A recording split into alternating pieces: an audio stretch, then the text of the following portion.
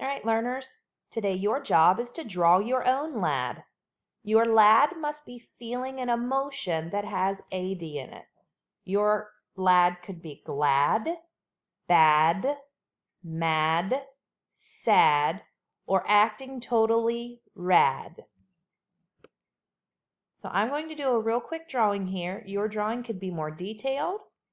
Your drawing could be more colorful. I'm just going to do a quick drawing here this morning. So here's my lad. You know Mrs. Scott specializes in stick figures.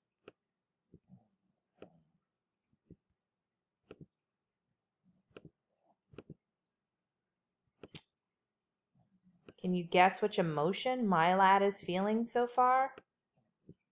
Is my lad glad, sad, mad, rad, or glad? How is my lad feeling?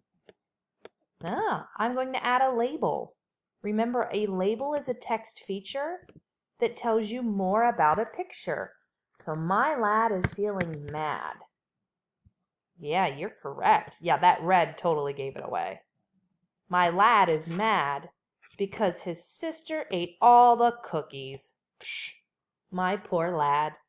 All right, Bobcats, it is your turn to make a drawing.